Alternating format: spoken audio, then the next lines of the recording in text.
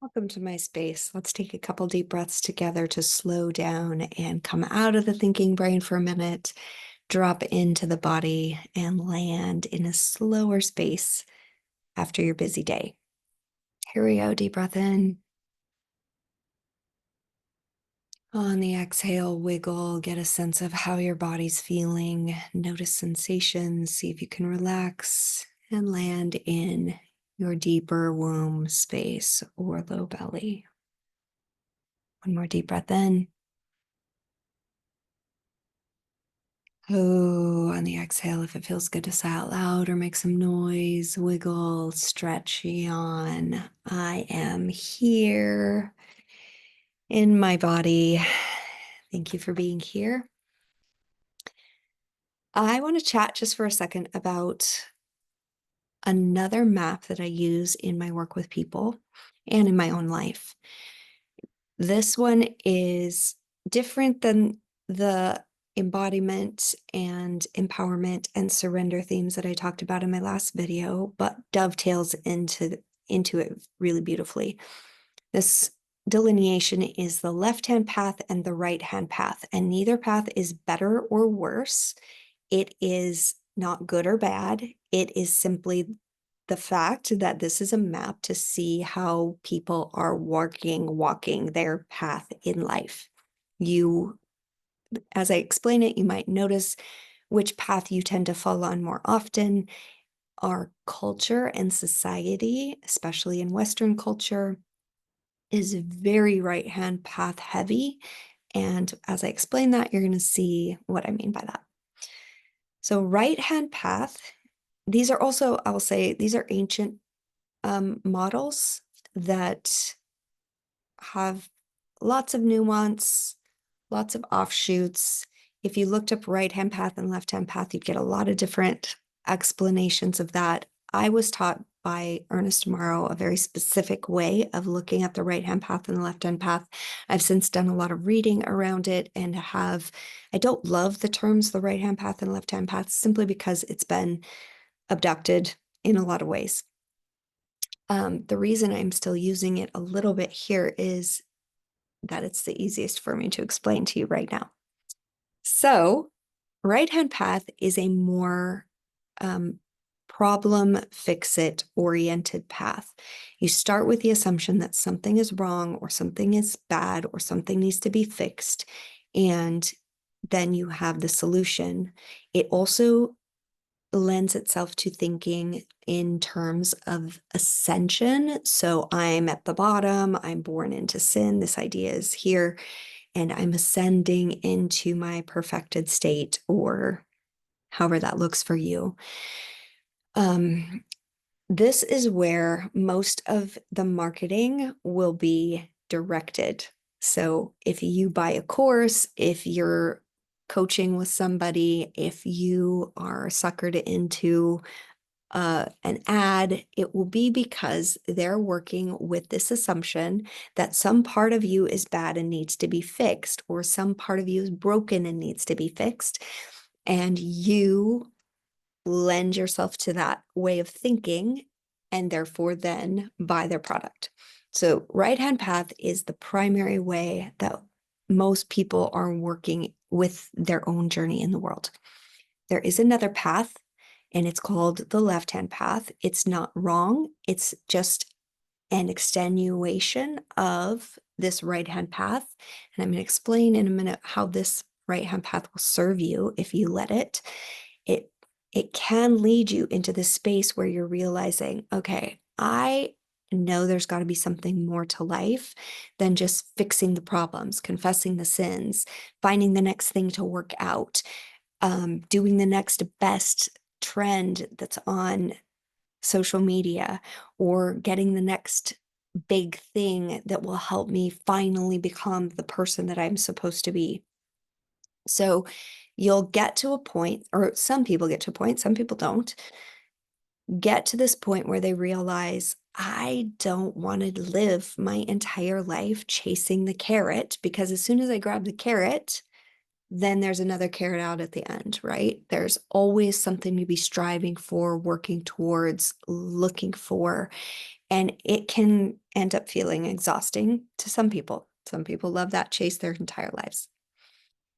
If you're one of those people who are kind of at the end of, I'm done chasing the carrot stick, I would like to figure out how to be, the left hand path is your next step. Now, it's really actually not easy to find a true left hand path teacher.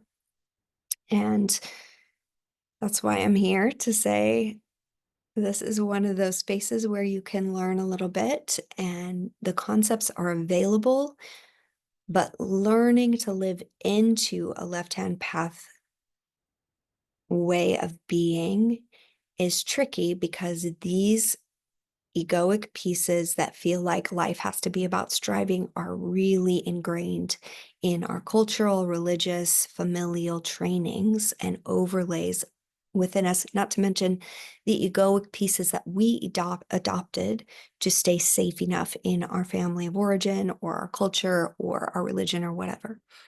So, this left hand path is offering the opportunity to come out of the good bad paradigm, the fix it problem, fix it oriented paradigm, into a space of being, into a space of slowing down underneath all the striving and egoic protections and all of that, to a space where you start feeling into a truer, deeper, centered being and then living and operating in flow. This is where synchronicities really start to happen. You can really feel that you're dancing with life force through your own life, but you're also allowing for all of life to be okay. So we're not saying that the egoic protective pieces are wrong or bad. We actually learn to hold them and then let them play at the right, not even the right time, but just let them play with us. So this left-hand path is more about being. Richard Rohr, who's an incredible teacher, talks about first half of life and second half of life, and he would model this kind of map in that way, that the first half of life is about striving, the second half of life is about being and living. Um, Lots of people have different ways of modeling this.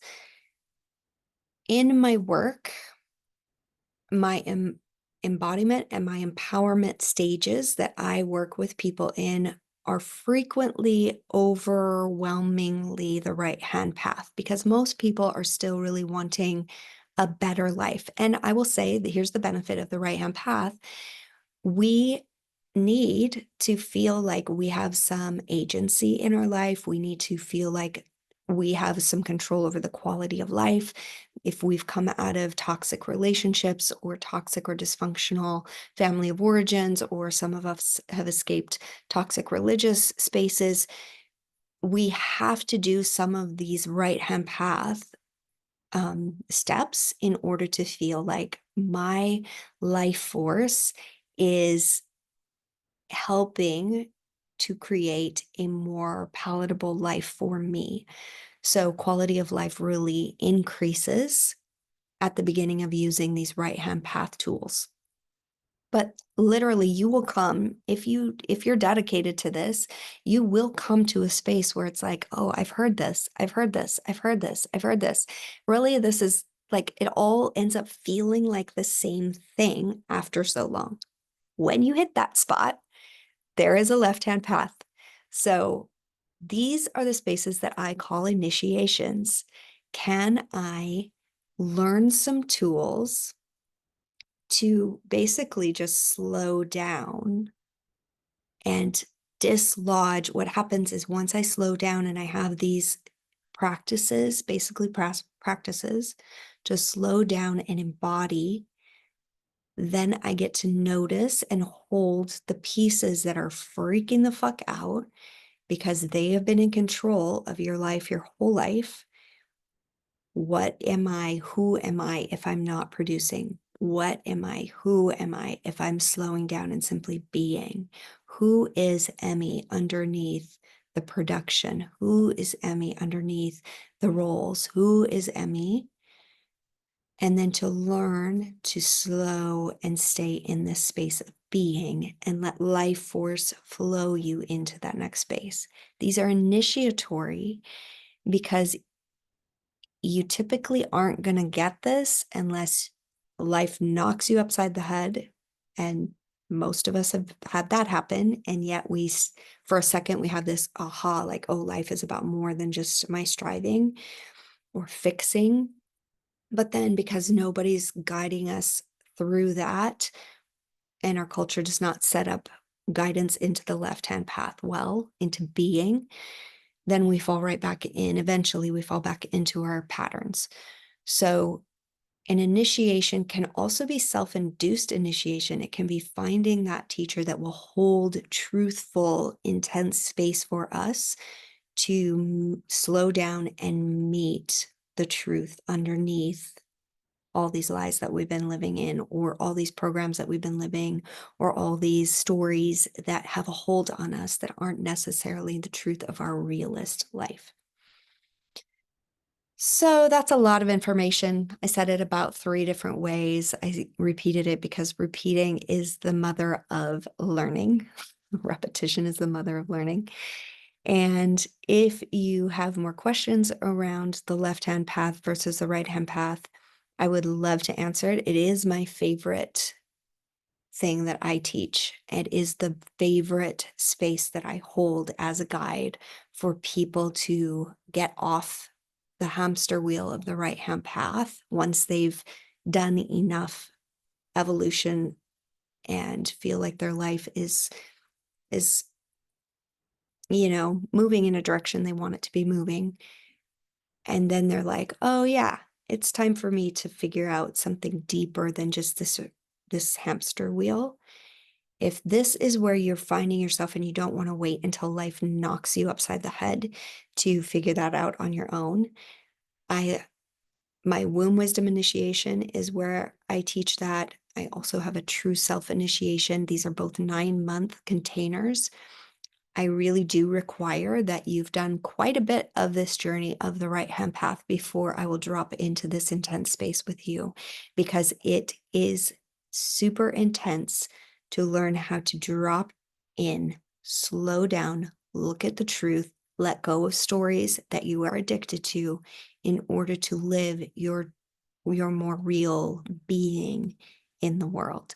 So if you are interested in that, if you feel like you're ready for that, please contact me and we'll jump on a Zoom call or a phone call and see if this indeed is something that you are really wanting. If you are still in the stage, please locate yourself. If you're still in the stage of I have things that I really want to work on or fix.